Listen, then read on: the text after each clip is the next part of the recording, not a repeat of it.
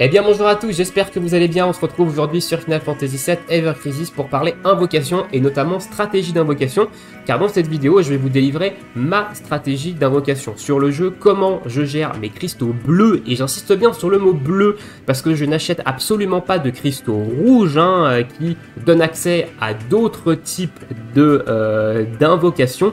Ici je parle uniquement de la gestion des cristaux bleus. Alors je ne suis pas un free-to-play sur le jeu, j'achète uniquement le Season Pass, mais le Season Pass donne des cristaux bleus et non des cristaux rouges, même dans sa version Premium. Donc dans un premier temps, on va parler des différents types de bannières qu'il y a sur le jeu et leurs petites particularités parce que ça va avoir une importance dans ma stratégie d'invocation sur le jeu. On reviendra sur le système de pity également, comment celui-ci fonctionne, et ensuite je vous délivrerai ma stratégie globale d'invocation sur le jeu. Donc je vous mettrai le timecode en description. Écoutez, sur ce, let's go, direction le menu des invocations, et on va commencer par les deux onglets qui ne bougent jamais. Donc l'onglet spécial et l'onglet ticket. Qu'est-ce qu'on va y retrouver dedans, et est-ce que avec des cristaux bleus on a accès à des choses là-dedans?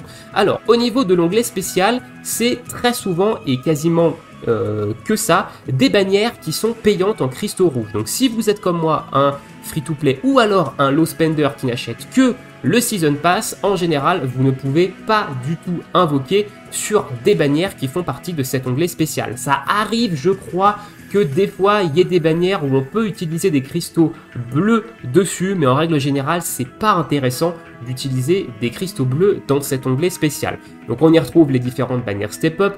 De temps en temps, les bannières step up, vous avez le premier step qui est gratuit, donc vous pouvez tenter votre chance dessus. Il y a en général un 4 étoiles ou plus de garantie sur la multi, comme on a actuellement avec le crossover de Monster Hunter, ou alors avec le step up sur les armes de Zack. Et on y retrouve également les multis gratuites, les multis quotidiennes de manière gratuite qu'il y a lors de certaines campagnes. Ensuite on va avoir le menu ticket qui lui va regrouper toutes les invocations qu'on peut faire avec des tickets. Donc des tickets qu'on peut obtenir de manière gratuite, on en obtient d'ailleurs beaucoup de manière free-to-play, des tickets que ce soit des 5 étoiles garanties, des 4 étoiles et plus, ou des tickets classiques 3 étoiles et plus, ainsi que des tickets spécifiques sur des armes de personnages. Ici j'ai une multi sur Zack, j'ai un ticket 5 étoiles garanti sur une arme de Zack.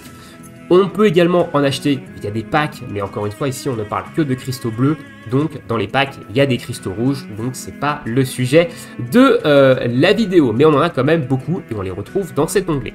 Ensuite on va avoir entre ces deux onglets les différents portails et les différents types de bannières qui vont s'enchaîner au fil du temps. Alors on va commencer par le type qu'on a en ce moment, c'est les bannières de type crossover. Donc les bannières de type crossover, elles ont une particularité, c'est que les armes crossover, une fois que la bannière est partie, donc une fois que le 3 juillet 3h59 est passé, donc une fois qu'on est le 3 juillet 4h du mat, les deux bannières crossover vont s'en aller et vous n'avez plus aucun moyen de récupérer ces armes-là.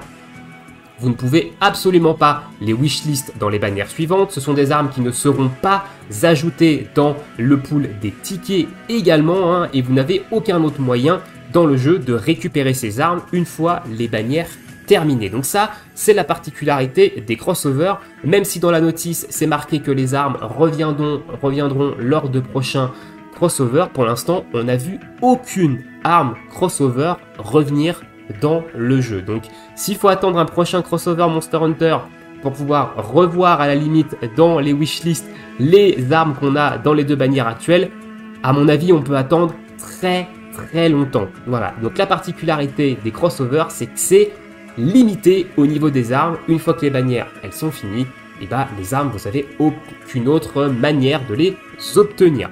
Néanmoins, si vous les avez obtenus déjà, vous pouvez les monter quand même en étoile avec les weapon parts spécifiques de perso qui sont un petit peu des doublons universels. Une fois que vous avez 200 weapon parts d'un perso, vous pouvez les utiliser pour mettre un doublon sur ces armes crossover. Donc ça va être la seule manière de les monter en étoile une fois que les bannières sont parties. Mais pour les obtenir, je parle, Il n'y a aucun autre moyen une fois que les bannières sont parties. Ensuite, on a les bannières de type Limit Break, qui sont les bannières qu'on a eues lors du demi-anniversaire, où on a eu une bannière Cloud Glen et ensuite Zac Sephiroth. Donc ces bannières-là, elles n'ont pas tellement de différence avec les bannières crossover.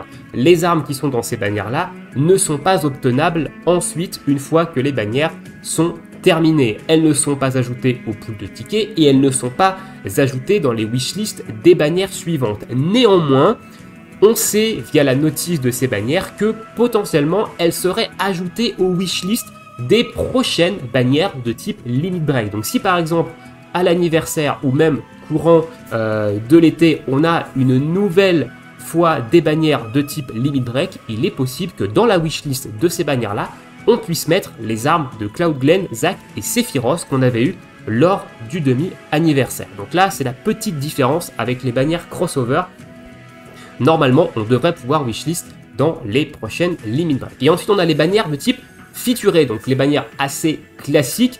Ici, les armes qu'on a dans ces types de bannières-là, elles sont ajoutées le mois suivant dans le pool des tickets et on peut également les wishlist dans toutes les bannières qui sortent une fois que la bannière featurée est terminée. Donc c'est des armes qui sont relativement accessibles de manière assez facilement une fois que la bannière est finie et elles sont également ajoutées dans le shop des armes. Donc quand vous avez des tickets d'armes 5 étoiles, et vous pouvez obtenir ces différentes armes dans ce shop là. Donc vous allez dans Exchange, vous allez dans Weapon Exchange et toutes les armes des bannières featurées sont ajoutées dans ce shop d'Exchange et vous pouvez les acheter avec ces fameux Weapon Vouchers qu'on obtient de temps en temps de manière gratuite, mais vous en avez un dans la partie premium du Season Pass. Voilà un petit peu au niveau des trois types de bannières qu'on a dans le jeu et leurs petites particularités. On va parler maintenant du système de pity, donc du système de stamp card qui est assez particulier à Final Fantasy VII Ever Crisis parce que c'est une pity un petit peu aléatoire.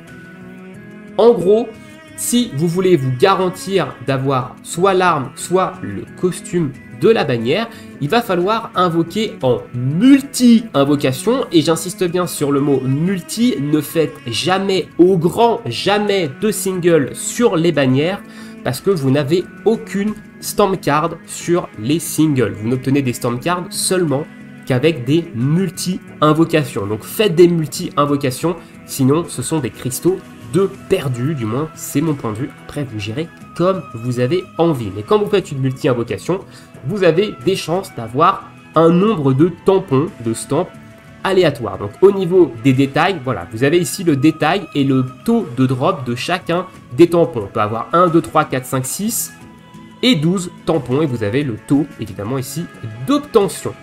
Une fois que vous avez obtenu ces tampons, donc que le Chocobo vous a révélé le nombre de tampons que vous avez, les tampons s'additionnent sur la carte et vous obtenez les différentes récompenses en fonction des paliers. Alors, pour avoir une garantie de costume, donc pour avoir la pity sur un costume, il va vous falloir, si vous n'avez que des tampons x1, donc si vous êtes ultra malchanceux, c'est 36 000 cristaux pour obtenir un costume, donc pour faire 12 tampons sur une page si vous n'avez que des x1, attention. Et pour avoir une garantie sur une arme, c'est la moitié, donc c'est 18 000 cristaux. Sur les bannières, vous avez 3 pages qui ont des petites choses spécifiques, donc avec des garanties d'armes, avec le deuxième costume sur la page 2 au 12e tampon, si jamais il y a 2 costumes sur la bannière. La page 3, vous avez également des garanties par rapport aux armes de la bannière. Et la page 4, donc la page X, c'est la page qui va tourner en boucle une fois que vous avez fait les 3 premières pages de stand. Voilà. Donc voilà un petit peu comment fonctionne le système de pity dans le jeu, avec ce système de tampons assez aléatoire. Donc au maximum pour avoir un costume, c'est 36 000 cristaux. On tourne en général aux alentours de 24-28 000 cristaux. Voilà, ça dépend de votre chance au stamp, mais en général, c'est plus dans ces eaux-là. C'est assez rare qu'on utilise 36 000 cristaux pour avoir un costume, mais il faut quand même le prendre en compte. Ensuite, dernière petite précision quant aux invocations sur les bannières, et ça c'est valable pour les 3 types de bannières. Je vous déconseille très fortement d'invoquer sur une bannière uniquement pour les armes.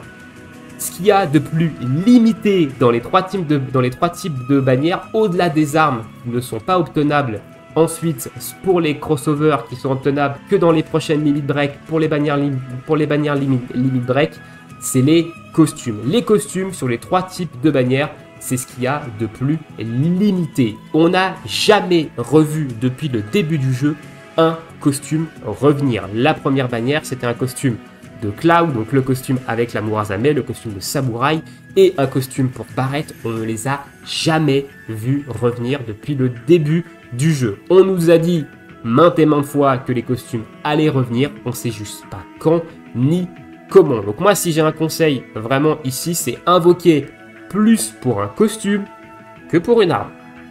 Voilà, parce que c'est vraiment ce qu'il y a de plus limité dans les bannières. Voilà un petit peu au niveau du type de bannière, au niveau du système de pity. Et maintenant, je vais vous délivrer ma stratégie. Comment je gère médiamment sur le jeu, quelles sont les choses que je skip, sur lesquelles je n'invoque pas, et quels sont les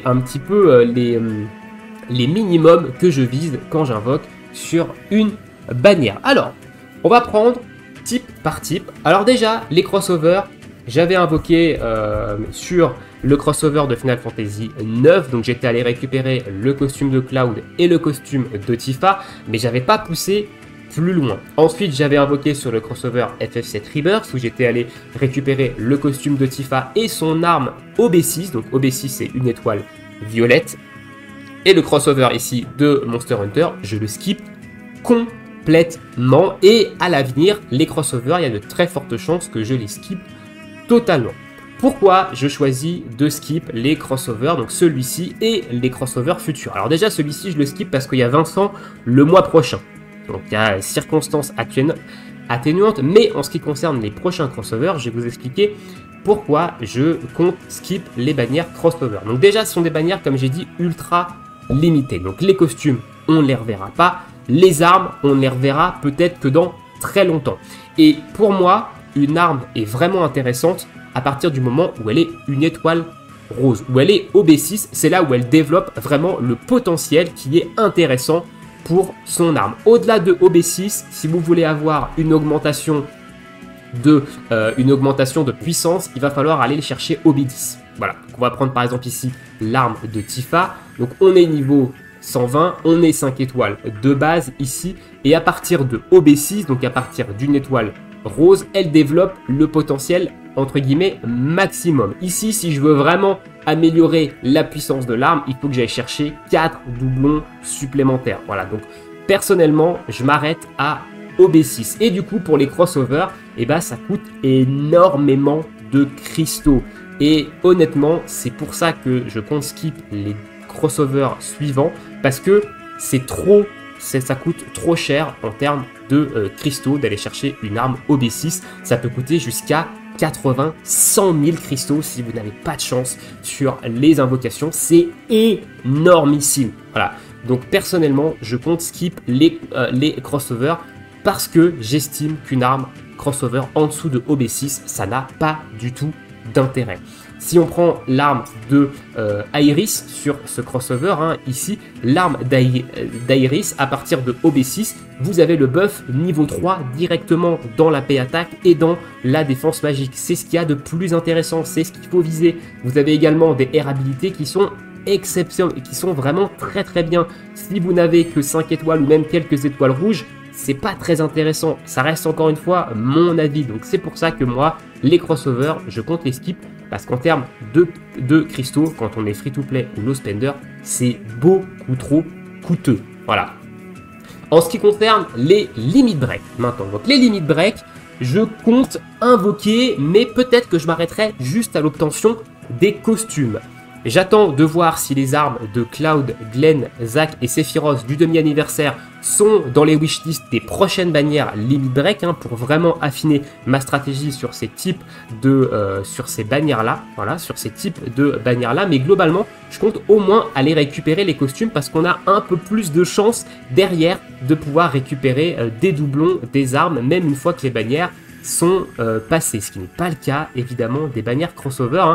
Là, pour vous donner un exemple sur les bannières crossover, donc j'avais invoqué sur FF9 et sur j'avais invoqué sur FF9 et du coup, bah, je suis en train de monter les Amarant Glove hein, à coup de weapon part de Tifa et avoir 200 weapon part de Tifa, c'est très long. Voilà, pour aller chercher l'étoile rose qui me permettrait d'avoir le +3 direct en P-Attack, hein, ce qui est vraiment intéressant.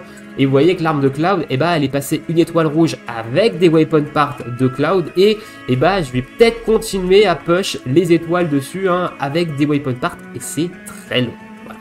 Donc là, c'est pour en revenir au crossover. Donc les limit break, je vais m'arrêter au costume et je verrai si jamais les armes reviennent dans les prochaines bannières limit break. Voilà. Et en ce qui concerne les bannières featurées maintenant, donc les bannières featurées, je vais chercher les costumes et uniquement les costumes parce que de toute façon, les armes dans ces bannières featurées, elles sont accessibles via les tickets et elles sont accessibles dans les wishlists des prochaines bannières. Voilà, donc pour les portails featurés, je vais juste aller récupérer les costumes. Et c'est comme ça un petit peu que j'économise mes cristaux et que je gère mes cristaux maintenant. Donc les crossovers, énorme chance de skip, à moins qu'ils fassent un crossover avec une licence que je kiffe. Voilà, ça on verra évidemment le moment venu, mais très forte chance que je skip parce que beaucoup trop coûteux en cristaux de mon point de vue pour avoir les armes de manière intéressante, donc au moins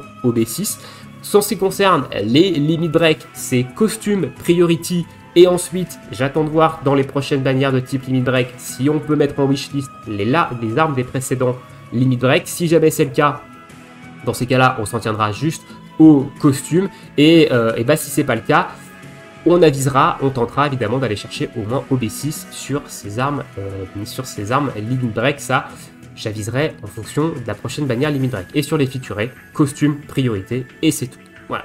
On va finir maintenant avec la wishlist, parce que oui, j'ai parlé de wishlist. Qu'est-ce que je mets dans cette wishlist hein? Quelles sont mes priorités dans les différentes wishlists? Donc en général, ce que je mets dans les wishlists, ce sont des armes que j'ai pas OB6, parce que je ne vois pas l'intérêt d'aller mettre des armes que j'ai déjà une étoile rose dans la wishlist, notamment en termes d'armes de debuff, hein, elles ont déjà le debuff maximum. L'OB10, ça va juste leur donner un petit peu plus de dégâts sur le skill, un petit peu plus de statistiques. Mais globalement, vu que c'est des armes qu'on peut obtenir dans les différents tickets et même en hors wishlist dans les invocations, et bah je vois pas l'intérêt de mettre au-delà de OB6 et surtout bah, ça m'évite de dropper en fait des armes que j'ai déjà OB10 hein, en plus. Donc si mon arme est OB6, je vois pas l'intérêt de les mettre dans les wishlists et en général je mets surtout des armes qui vont me donner des debuffs. Donc en ce moment je mettrais peut-être plutôt une arme de Sephiroth, donc cette arme là par exemple que j'ai pas encore OB6, qui me permettrait d'avoir